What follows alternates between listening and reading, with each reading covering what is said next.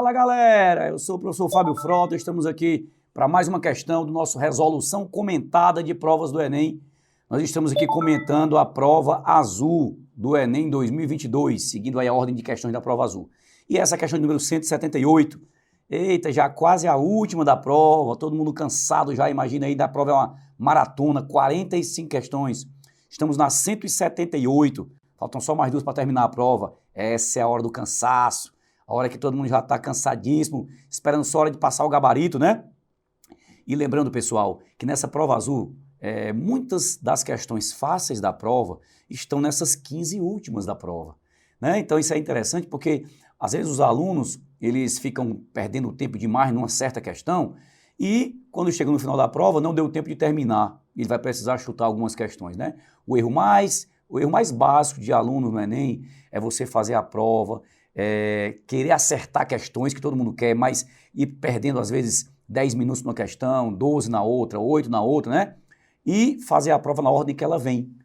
E você chega perto do final do tempo da prova e tem questões que você nem leu ainda. O correto não é você fazer isso, o correto é você botar na sua cabeça que nas primeiras 2 horas de prova, você vai fazer as questões mais fáceis. Quando você bater o olho na questão, leu aqui um pouquinho, viu que não sabe muito bem para onde é que vai, já pula logo para outra, né? Vai só fazer as fáceis. Então você tem que ter chegado na questão 180 nas primeiras 2 horas, 2 horas e meia de prova. Mesmo que das 45 de matemática, você só tenha conseguido fazer 10, 12, né? Nas primeiras 2 horas de prova. O que, na verdade, como a gente tem uma média de 3 minutos, né, para cada questão, cada meia hora é para eu fazer 10, né? 1 hora é para eu fazer 20, né? 1 hora e meia é para eu fazer 30, né, assim? Então, a gente tem essa expectativa. Mas o importante é você acertar logo as fáceis, que lá no TRI vai fazer diferença, tá? Então, vamos lá. A dica que eu deixo é essa. Essa questão diz assim, ó, uma cozinheira produz docinhos especiais por encomenda. Usando uma receita base de massa, né? Usando uma receita base de massa, quer dizer, ela já tem aí o que ela vai usar, né? Quantos gramas ela vai usar para fazer cada docinho dela. Então, ela tem uma receita base, já tem preparada lá a massa que ela vai usar para fazer o docinho dela. Ela prepara uma porção, com a qual produz 50 docinhos. Ó. Então, com a porção que ela tem, ela consegue preparar 50 docinhos. Ó. Uma porção, né? Ela consegue preparar 50 docinhos, tá certo? Uma porção base de massa, né? Tá legal? Aí ele fala assim, ó. Docinhos maciços de formato esférico, ó. Esférico, galera. Esfera, tá, galera? Ó, esfera. Já vamos tentando lembrar da esfera. Ó, esfera, pessoal. O volume da esfera tem uma formulazinha, ó. Você nem se vai precisar, mas eu que sou um bom aluno, vou vendo os nomes e vou me lembrando, ó. 4/3 de πr3. Já tivemos uma questão dessa prova também com esfera. Esfera e cilindro, né? Então, aqui mais uma questão que fala de esfera. Esse seria o volume da esfera. Cada bolinha maciça, o volume dela é 4/3 de πr3. Só já aproveitando aqui e lembrando aqui do assunto, né? Esférica com 2 centímetros de diâmetro, ó. 2 centímetros de diâmetro, vou botar aqui, ó. 2 centímetros de diâmetro, significa 1 centímetro de raio. Então, o que importa para a forma do volume é o raio, né? 2 centímetros de diâmetro significa 1 centímetro de raio, tá legal? Um cliente encomenda 150 docinhos, ó. O cliente encomenda 150 docinhos. Já preste atenção numa coisa, ó. De 50 docinhos, que é a porção base, né? Para 150 docinhos, ó, eu já posso dizer que é o triplo da porção base que ela já tinha preparado, tá legal? Ele quer 150, né? Pensando em termos de proporção, regra de 3, de 50 para 150 é o triplo da porção que ela tem como base. Mas tudo bem, vamos para frente. Mas pede que cada um tenha formato esférico com 4 centímetros de diâmetro. Então, o pedido que ela vai receber, né? No pedido que ela vai receber, o diâmetro é 4 centímetros. Isso quer dizer que o raio é 2 centímetros. Olha lá, olha os dados da questão, olha os dados da questão. A porção base são 50 docinhos, né? As esferas têm raio 1. Mas o cara fez uma encomenda de 150 docinhos, ó. Ou seja, o triplo, né? Mas ele quer com raio maior, ele quer com raio 2, ó. Beleza? A pergunta é, a cozinheira pretende preparar um número exato de porções, tá certo? Lembrando que a porção dela tem 150 docinhos, né? E o raio é 1, tá certo? Ela tem que fazer um número exato de porções da receita base, de massa necessário para produzir os docinhos dessa encomenda. Quantas porções da receita base ela vai precisar para atender ao cliente? Ok? Então vamos lá. Vamos trabalhar com proporcionalidade. Eu quero só que vocês percebam uma coisa, ó. Galera, muita gente pensou nessa questão assim. Ele viu que de 50 da porção base ia precisar de 150 para o pedido, então ele já sabe que é o triplo, 3 vezes, tá? 3 porções, né? Vamos dizer assim. E também ele viu que o raio era 1 e o raio passou a ser 2. Aí tá o que a maioria errou essa questão. Se o raio é 1 e passou a ser 2, dobrou o raio, tá? Mas cuidado, a pergunta é, ao dobrar o raio, vai dobrar o volume? O que vocês acham?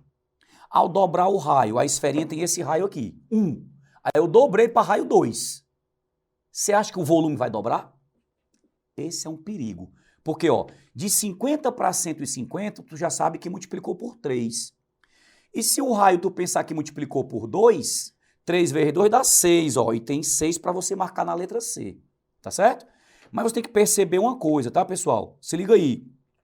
O volume da esfera, certo? Se eu comparar com o volume da outra esfera, se eu relacionar aqui os dois volumes, né?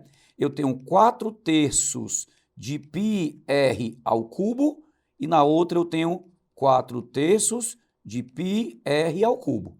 Se eu cancelar aqui o 4/3 e cancelar o π, eu vou descobrir que ficou exatamente, ó, a relação entre os raios ao cubo. Ó. Tipo assim, o volume de uma está para o volume da outra, como o raio de uma está para o raio da outra ao cubo. Então, quando você compara os volumes, o que essa fórmula quer me dizer? Ó? Quando eu comparar os volumes, ele não é proporcional aos raios. Tipo assim, se dobrar o raio, não dobra o volume, porque ele é proporcional, ó, ao cubo da relação entre os raios. Então, como o raio de uma era 1 e o raio da outra era 2, mas como fica ao cubo, já que esse cubo vem da própria fórmula do volume da esfera, então a relação entre os volumes, em vez de ser 1 para 2, né, a proporção, 1/2 ao cubo é 1/8. Então a proporção é 1 para 8, ó. Ou seja, o volume será 8 vezes maior, tá legal? Então, o volume da nova esfera será 8 vezes maior do que o volume da esfera anterior. Então, ó, para uma esferinha de raio 1, ao passar para uma esferinha de raio 2, tá certo? Se esse volume da pequenininha é Vzinho, o volume da grande é 8 Vzinho, ó. Você multiplica por 8, porque é exatamente o dobro ao cubo, tá certo? Já que o volume tem na fórmula o cubo. Então grava isso. Sempre que eu comparar os volumes, é o cubo da relação entre os raios.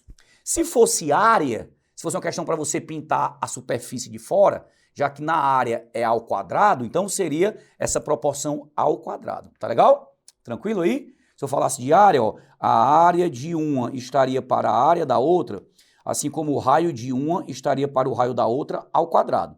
Mas como é volume, o volume de uma sobre o volume da outra vai ser o raio de uma sobre o raio da outra ao cubo. Tá certo? Resumindo, então assim, ó, do volume eu sei que multiplicou por 8, ó. Do volume eu sei que multiplicou por 8. Ao passar de um docinho desse tamanho para um docinho desse tamanho, o volume multiplicou por 8, tá certo? E aqui eram 50 docinhos, ó. Aqui passou a ser 150 docinhos, ó. Daqui para cá multiplicou por 3, tá certo? Então a receita ela vai multiplicar por 8, porque o volume multiplicou por 8, e vai multiplicar por 3, porque a quantidade de 50 para 150 multiplicou por 3. Ou seja, vai ser a receita base multiplicado por 24, ó. Quer dizer, vai ser 24 vezes a receita base. Então, a resposta correta é o item E de entendi.